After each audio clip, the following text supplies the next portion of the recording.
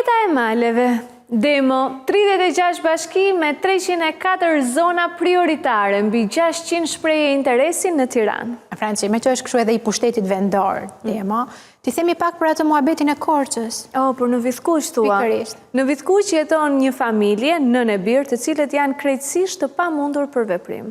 Le ta ndjekim. Një telefonat në redaksin ton kam rritur nga kryeplaku i fshatit Vithkuq këtu në Korçë, nga zoti Sotiraq Shore, dhe ja i kërkoj me ngulm që ne të vini me mikrofonin dhe me kameran ton në këtë fshat. Është një familje shumë e varfër, janë 2 persona, janë të 2 të pahaft. Do ta shikoni edhe vetë gjendjen që është në këtë shtëpi. Ilo, kjo është banesa jo? Jo, Këtu jetoni? këtu. Tu hani? Po këtu, ti gani, këtu të patuajmë në një.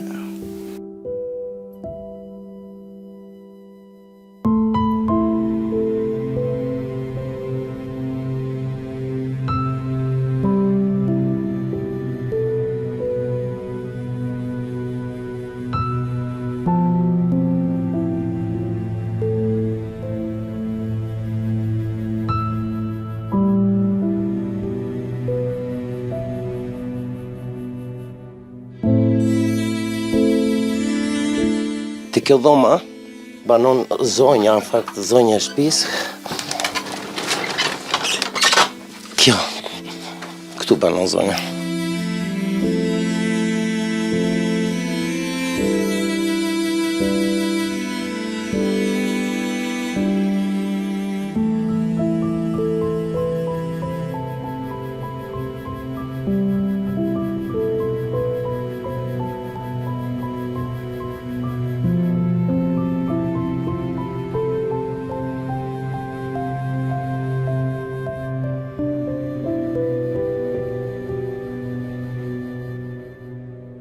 Pra kjo ishte edhe banesa e familjes Riska këtu në Vithkuq të Korçës.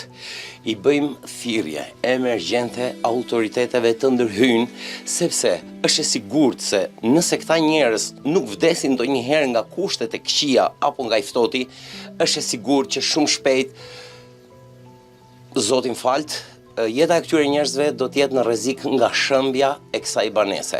Ju lutem, reagoni sa më shpejt. Gjendja është shumë emergjente.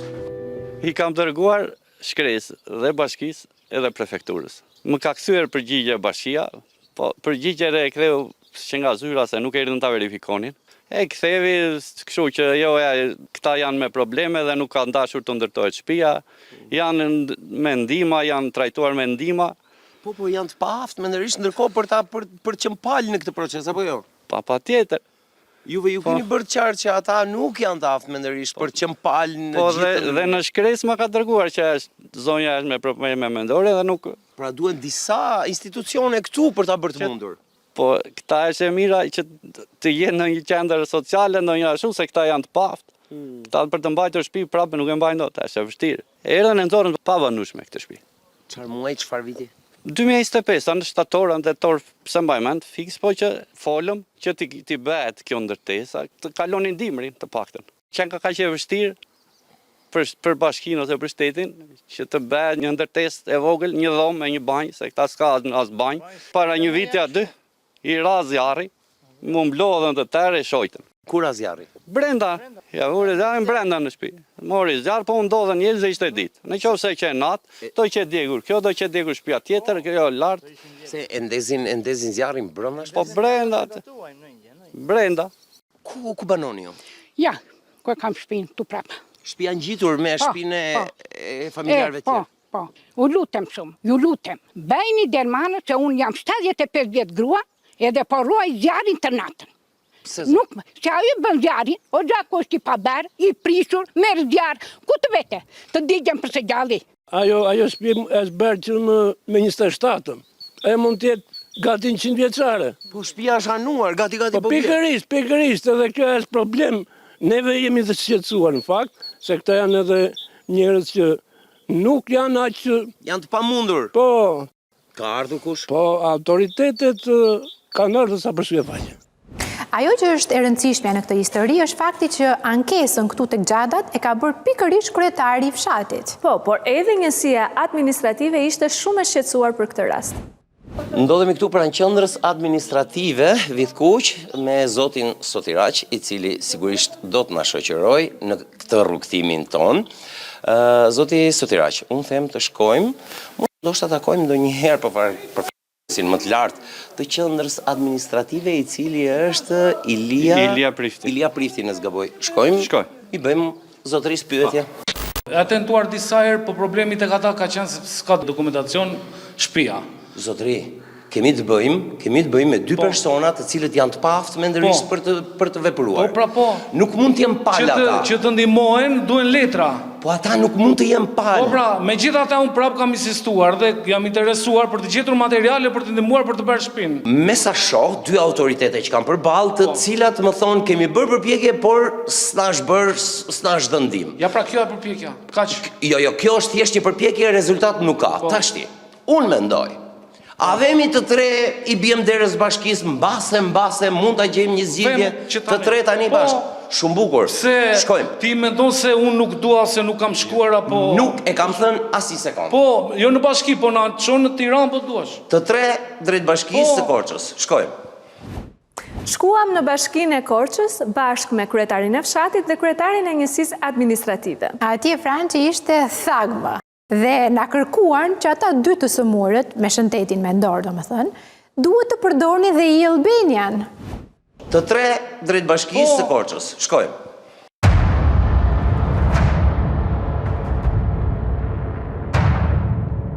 Ndodhemi përpara godinës së bashkisë së Korçës. Jam i shoqëruar sigurisht nga zoti Sotiraq dhe zoti Ilia.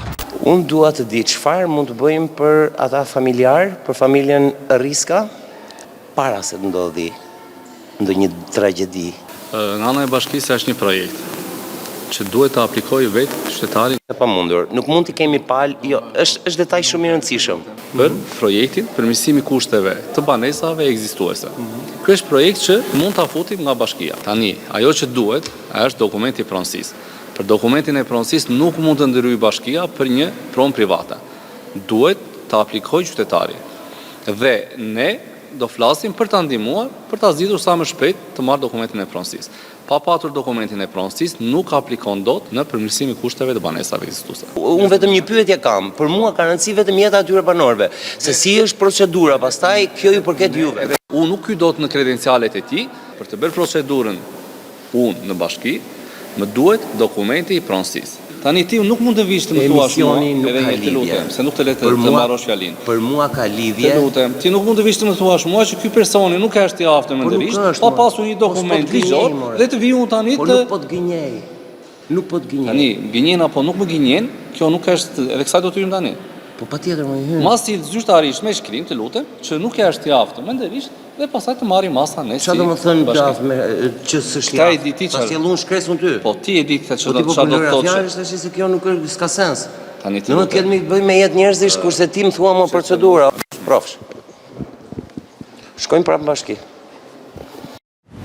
Ne do vazhdojmë ta ndjekim këtë histori, por tani do dalim në aktualitet, do të flasim për çmimet. Po, ka ndikuar lufta me Franci, prandaj janë rritur çmimet.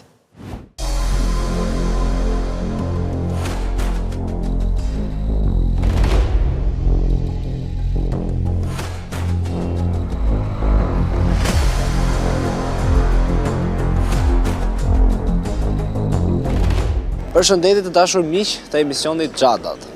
Ditën e sotme kemi dalë në një nga tregjet e Tiranës për të parë rritjen e çmimeve.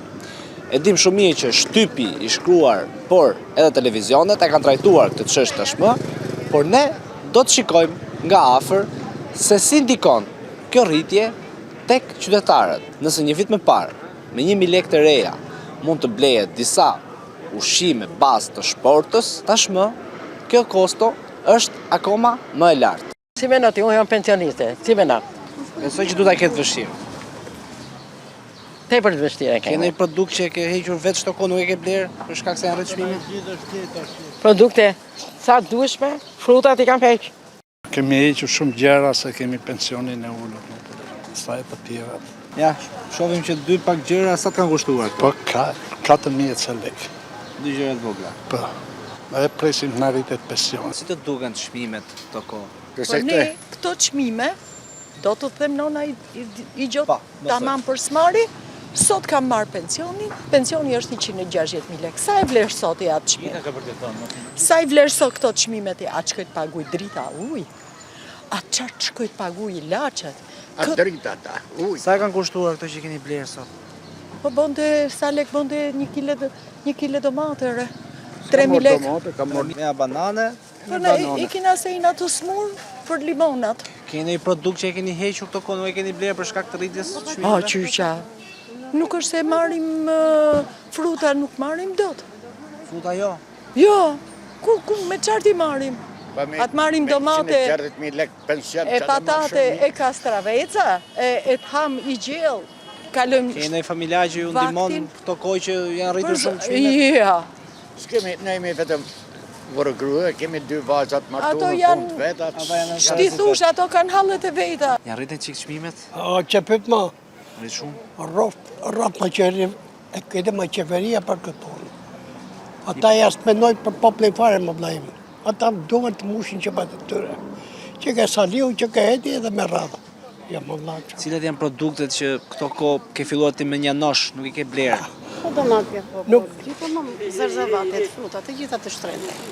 Janë pa përballueshme apo? Të pa përballueshme. Ne jemi pensionistë. Ne jemi pensionista bërë. Dashi pa dashi Po dojmë. ja dilni apo keni A, ndihmë tu nga me zonë, familjar? Ne dalim Kemi raste që në vend më që dama 3 herë, dama 2 herë. Cilat janë ushqimet që ke heq dorë si ble dot më këto kohë? Shete, të mollë po, djatë po, mish po, se shofe si. I ke heq? Pa i ka mesë si më dot. Qarë? Ju ndihmon do kush nga familja për Jo, kam kalamaj, po së më ndihmojnë dot, ata kanë nga 4-5 kalamaj për vete, qatë ndihmojnë mua. E kam kushtu rripit atje, ka shku vrima tjetër këtu. Ju shisni duhan? Po. A shtrydhni çik çmimi i duhanit? S'kemi isha me rritë, ma pas s'ka njeri si e blen ato, ku ta ble? S'ka në lek, ku ti morin lek? Kush ble? Be moshat. Edhe mosha e re ka fillu me ble, se s'ka shatë së morin paketa. Fillon dhe mosha e re? Po. Ka ndikuar shumë bile çmi karburantit. Do vesh do mas mallë që argjosh më shumë karburant. Edhe fuqia bleci gjithmonë është e pak tani, se kuptohet apo ka ngeru plejtë edhe s'ka fuqi bleci siç kërkon tregtia. Në fakt, opozita thot ndryshe, që dakord që ka ndikuar lufta, por qeveria ka politika të gabuara. Dhe këtë e thot pikërisht një ekonomiste shumë e mirë si Jorita Tabaku. Faleminderit që po merrni me temë dhe çështje që është shumë e rëndësishme, që edhe të flasim me disa shifra, po edhe që të sqarohen njerëzit. Tani që të them që nuk janë rritur çmimet, siç bën qeveria, nuk e bëj dot, sepse qytetarët në fund të ditës e ndjejnë tek xhepi i tyre. Kushdo e shikon që sot, kur bën pazarin me njëjtën sasi të ardhurash, ti paguan më shumë. Dhe kjo nuk ka lidhje vetëm me luftën që po ndodh sot në gjirin dhe në vendet arabe, nuk kishte lidhje edhe para pak vitesh me sulmin e Rusisë ndaj Ukrainës, sigurisht që ka dinamika botërore që ndikojnë, si në të gjithë botën, dhe ne nuk e izolojmë dot Shqipërinë, por nuk është vetëm ai shkaku kryesor. Qeveria shqiptare në gjithë këto vite ka dështuar që t'i ofrojë qytetarëve një treg ku ka një konkurrencë lirë. Dhe si rezultat i mungesës së konkurrencës, pjesa më e madhe e sektorëve sot kanë pak kompani që i ofrojnë. Janë oligopole ose monopole. Dhe fakti që ka pak kompani që i ofrojnë, i pengon të gjitha bizneset që të konkurrojnë mbi çmim, po bën një marrëveshje dhe ulin e ngren çmimin sipas marrëveshjes. Së dyti, qeveria shqiptare ka dështuar që të vendos taksa të cilat ndihmojnë bizneset dhe qytetarët, dhe marr rastin e karburantit. Vetëm në muajin mars, qytetarët shqiptar kanë paguar 11 milionë euro më shumë taksa në buxhetin e shtetit. Që do të thotë buxheti i shtetit ka marrë 11 milionë euro më shumë nga rritja e çmimeve. Pra këto po bëjnë biznes me luftën, sepse ky është pikërisht shembulli se si qeveria ka përfituar. Tani këto 11 milionë euro që ka marrë më shumë, çfarë kushton qeverisë shqiptare që të bëjë politika siç bën gjithë botën? Italia po ul akcizën, Gjermania ka pezulluar të gjitha taksat ke karburanti, ndërkohë që ne i kemi çmimet sa 60% e çmimeve të Bashkimit Evropian. Karburantin e kemi të 9-tin në botë, të 3-tin në gjithë vendet e Bashkimit Evropian, pa qenë akoma vendi i Bashkimit Evropian, ndërkohë që të ardhurat i kemi 20%. Ti e kupton se sa kriminale është kjo që po ndodh sot me qytetarët, dhe është e vërtetë ajo që thatë ju, sa më i varfër ti është, aq më shumë e ndjen rritjen e çmimeve. Pensionistët, grupet që marrin ndihmën ekonomike, grupet në nevojë, fermeri tek puna ajo që prodhon gjithë ditën, ajo që transporton gjithë ditën. Këto grupe e ndjejnë më shumë, sepse ato që janë 5% që është i pasur, po qoftë edhe ne si deputet, nuk e ndjejmë. Këto e ndjejnë qytetari i varfër. Në të njëjtën linjë mendimi është edhe deputeti Klëviz Palliu, i cili para ca ditësh ka qenë vetë dhe ka parë tregun. Nuk është se politikat nuk dihen, se mjafton të shikosh çfarë po bën gjithë bota dhe zgjidhet. Ne ofruam një paketë për uljen e çmimit naftës, patjetër që u refuzua. Çmimi i naftës ka dalë totalisht jashtë kontrollit në Shqipëri. Unë isha para pak ditësh tek Pazari i Ri dhe është bërë sa dramatike aq dhe qesharake. Njëri prej atyre më tha që kemi frikë ta mbushim makinën me naftë, se na ndalon policia, na thotë ku i gjetet parat që mbushët makinën. Pra, po arrin në ekstreme. Patjetër çmimet e ushqimeve të shportës janë rritur sepse po rrit nafta, rrjedhimisht do rriten dhe ato. Dhe në fakt tu duke shtuar dhe inflacionin që për ushqimet e shportës është 10%, pavarësisht çfarë thonë që mesatarisht është 2%. Në tërsi që aq është 2 deri në 3, po për çmimet e shportës inflacioni ka shkuar 10%. Pra janë një seri faktorësh të cilët kanë sjellur rritje stratosferike të çmimeve të ushqimeve. Ajo që ka ndikimin më të madh është çmimi i naftës. Çmimi i naftës në vetvete vjen me një rritje të jashtëzakonshme për shkak të mbi taksimit që bëhet në çmim naftë. Ne jemi një vend që kemi gati, dhe mos gaboj, 13 taksa brenda çmimit naftës, që nuk ka absolutisht asnjë arsye pse të jenë. Nuk është se nuk dihet zgjidhja, është që nuk duhet ta bëjnë atë zgjidhje, sepse nëpërmjet këtij manipulimi me çmimin, nëpërmjet këtyre lëvizjeve të çmimit naftës, vetë qeveria ka interesat e veta për të pasuruar më shumë, për të mbushur gropat e zeza që krijon nga vjedhjet dhe aferat e veta korruptive, dhe ato gropa mbushen pasaj me mbitaksim të qytetarëve. Qeveria nuk i ka fare në plan ata, se qeveria ka hallet e veta. Pra, qeveria do të merret me Gysha Gasin se ka hallin se i del Edi Rama. Nuk e ka merak fare se çfarë bën qytetari, se si mbijeton qytetari apo çfarë problemesh kanë pensionistët. Ky është problemi. Kemi qeveri që nuk bën llogaridhënie, sepse është një qeveri e cila në pushtet nuk vjen nëpërmjet votave, po vjen nëpërmjet vjedhjeve, blerjes së votës apo ushtrimit presionit nëpërmjet këtyre karteleve të gasit të kompani. Pra, në këtë aspekt unë mirë kuptoj pyetjen tuaj, por këtë bësh me një qeveri që as nuk do t'ja di, as nuk i bjen në mend. Domethënë vetëm kur ja kujtoni ju ndonjëherë që ka qytetarë tjerë këtu Ramës. Ta ngrini zërin si deputet i PD-s në parlament për këtë çështje. Po patjetër, unë thash, unë edhe para pak ditësh isha pikërisht tek Pazari i Ri, ku takova disa qytetarë të cilët shesin blejnë, dhe është absurde, pra mjafton të shkosh tek tregu. Shkoni tek tregu, shikoni çfarë bën. Ka shkon 5000 lekë kila domates. Kanë filluar njerëzit çojnë dhurata për ditëlindje, çojnë poç nafte. Domethënë është për çmenduri, është qeshara. Nuk kanë as fruta këto kohë.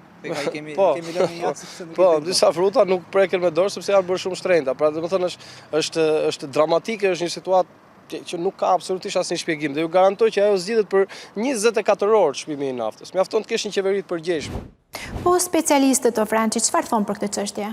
Kemi pyetur pikërisht një specialist për këtë çështje. Mos të harrojmë që çmimet gjithmonë ndikohen nga situata, sidomos nga gjeopolitika. Dhe kur ndodhin në botë, kryesisht në tregjet kryesore, situata që nuk krijojnë stabilitet dhe siguri, sigurisht që çmimet ka përcejnë. Dhe jemi pikërisht në këtë situatë, jemi në një situatë lufte, një situatë e cila krijon një tymnaj totale dhe nuk ka një qartësi dhe një stabilitet. Dhe duke pasur këtë lloj situate dhe duke ndikuar në mënyrë të drejtë për drejtë në burimin kryesor që është nafta, e cila përdoret deri në këtë moment që ne flasim për transportet e mallrave, sigurisht që çmimet ka përcejnë. Problemi është tani për të parë nëse Shqipëria e ka rritjen në raport të drejtë njësoj si vendet e tjera apo ka abuzime. Sigurisht që kur ka situata të tilla, ka gjithmonë dhe abuzues. Dhe Shqipëria nuk i shton dot kësaj situate ku abuzuesit shfrytëzojnë momentin dhe çmimet e tyre janë gjithmonë mbi atë normale që duhet jetë. Ajo që shteti duhet të bëjë është duhet të forcojë institucionet. Sigurisht që duhet të rritet monitorimi mbi produktet, sidomos produktet bazë të shportës, që kapin edhe masën e popullsisë, po në Shqipëri shumë e nevojshme dhe krijimi një agjencie për mbrojtjen e konsumatorit. Kjo agjenci duhet të krijohet sa më shpejt, por duhet jetë totalisht e pavarur nga strukturat shtetërore ose politike. Në momentin që struktura do të jetë funksionale dhe do të jetë e pavarur, ne do të shikojmë edhe një rezultat konkret, qoftë edhe një presion që mund të bëhet edhe distributorëve kryesor dhe më të mëdhenj, sidomos për produktet ushqimore, por edhe për produktet e naftës. Është ngritur bordi i transparencës. Sigurisht ne prej kohësh kemi kërkuar që kur u rrit me pandemi nafta që duhet të kishim një çmim tavan të naftës dhe erdhi momenti, por dhe kjo duhet monitoruar konstante, se nuk mund të funksionojë bordi vetëm një herë në javë ose të mblidhet vetëm një herë në 10 ditë. Bordi duhet të jetë i ndjeshëm në luhatjen e çmimit në bursa. Në moment që kemi një luhatje në bursë, automatikisht duhet të reflektohet në mënyrë të menjëhershme dhe te çmimi që bordi vendos. Mendoj që duhet të ketë një politikë të veçantë ndoshta edhe për pensionistët, se domethënë dakord të shtresat e tjera normale në Shqipëri, ndoshta me një punësim, dy punësim, ndoshta ja dalim, por që pensionisti i shkret do presi gjithmonë nga të tjerët, nëse s'do e përballoj dot vetë situatën.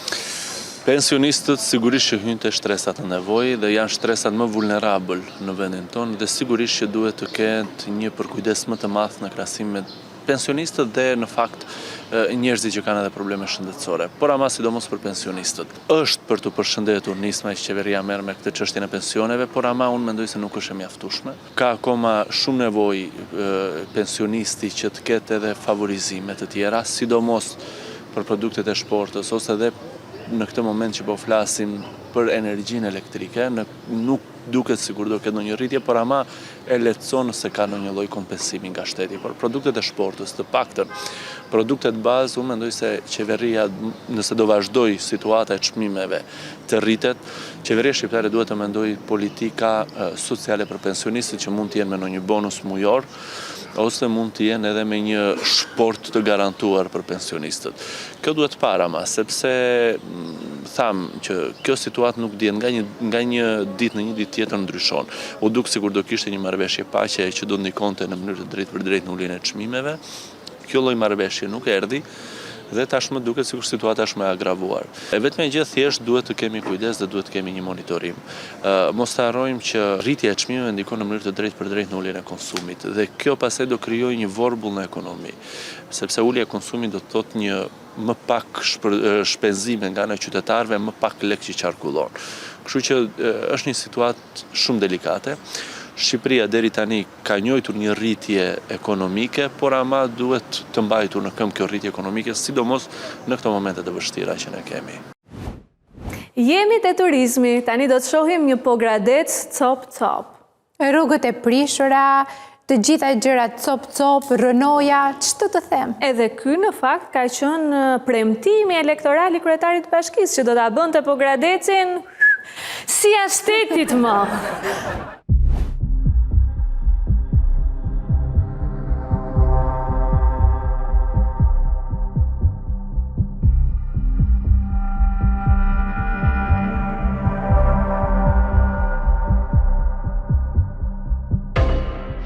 Kemi mbërritur në një nga lagjet më të rëndësishme të qytetit të Pogradecit, lagja numër 1. Çfarë t'ju them, gërmava gjithande, me rrugët e shkatruara, pa trotuare, gropa, madje duhet theksuar fakti që në disa pjesë në brendësi të lagjeve pra, banorët janë bërë bashk, kanë investuar për ta shtruar me pllaka aq sa munden, sepse tjetë për bashkin.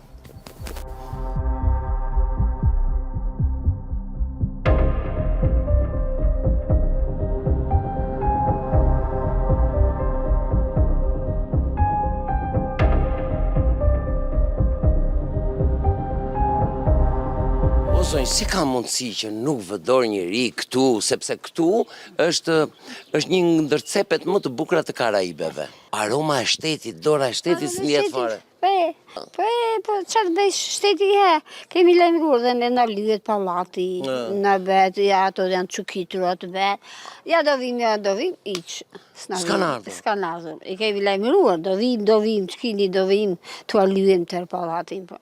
Jo. S'kan ardhur gjërta shqip. Po zonjë, po juve jeni pleq, Po juve keni punuar dhe keni kontribuar. Keni punuar sa jeni... Ju e keni ndërtuar, a e meritoni ju këtë pamje? Ndake, po se meritojmë, kej në vjenë për të rinë, dalish në dritare, qatë të shikojsh. Qatë të shikojsh, ja, tër gërmaja, tër këshu, qatë të shikojsh. Pa lihe zvendorë, pa. Po ashu janë, ben një ndërtime, lere këshu, bërë tjetëri, ashu dhe për gjysën. Besoj jeni të mërzitur. Po, qatë bëjmë, pa. Ku i ke, jashtë shtetit ku i ke, më thërgoj qika? Në Gjermani e shë i vogli. Ka ikur? Iku, qatë bëj. E ti ke ngellu vetëm këtu? Me plakun.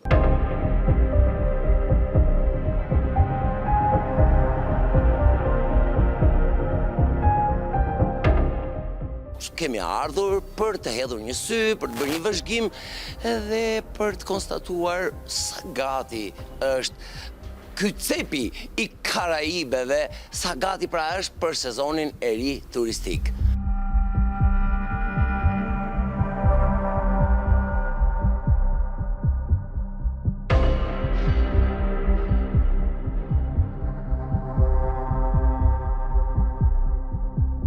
Një premtim i jashtëzakonshëm elektoral në zgjedhjet e fundit për pushtetin vendor. U tha që do ndërtohej një super treg, objekti ku u premtua që do bëhej një qendër e shkëlqyer rekreative, ku të vendoseshin edhe lodra për fëmijë, çështja e gropave edhe rrugëve brenda në lagje që është për faqet zezë. Sikur se e shikoni, po vinë zgjedhjet e tjera, vitin tjetër kemi zgjedhje prapë dhe kështu gërmall.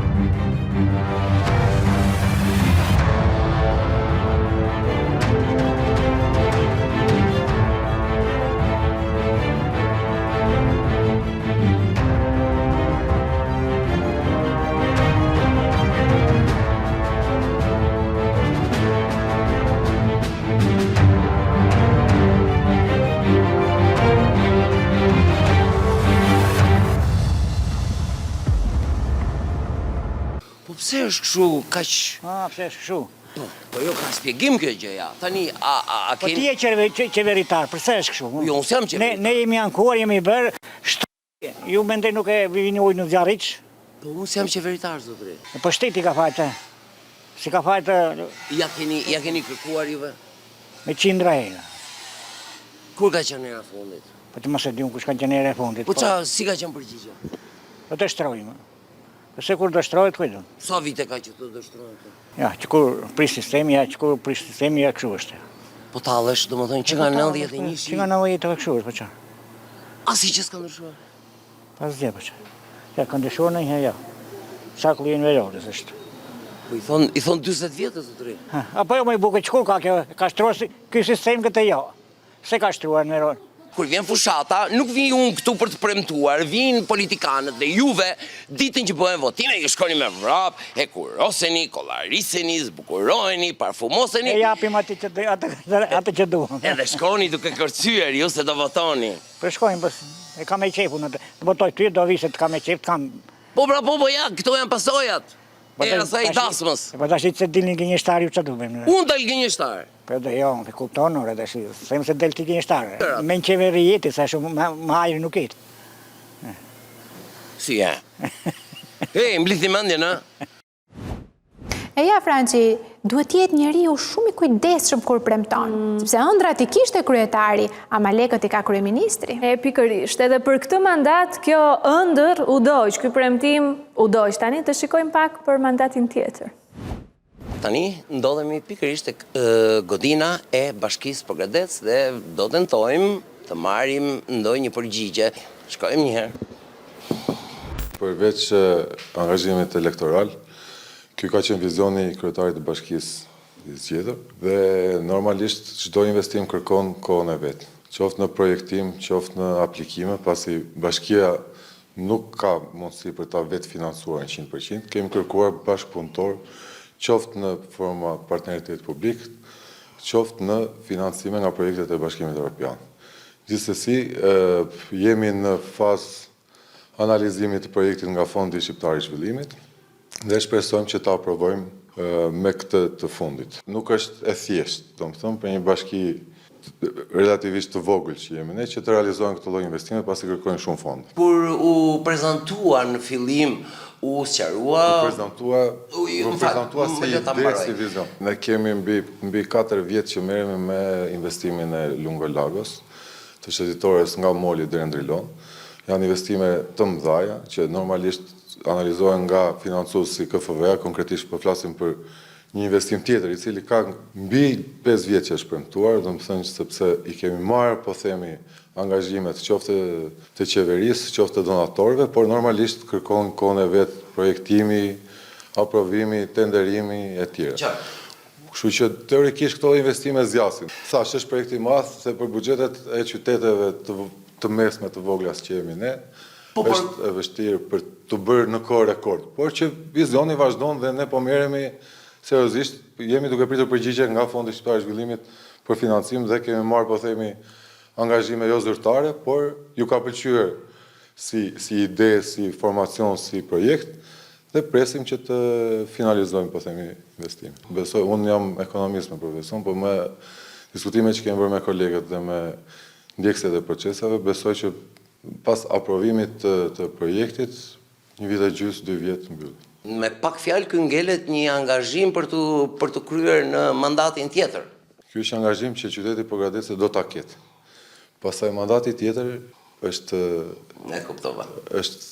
Nuk është në dorën tonë, ne po bëjmë maksimumin që ta vëmë në jetë brenda këtij mandati, por normalisht edhe një vit e pak kohë kemi. Tani po ju lem me ëndrat për një fundjavë të bukur dhe ja urojmë, kështu që do të shihemi bashkë të hënën. Natën. Natën e mirë.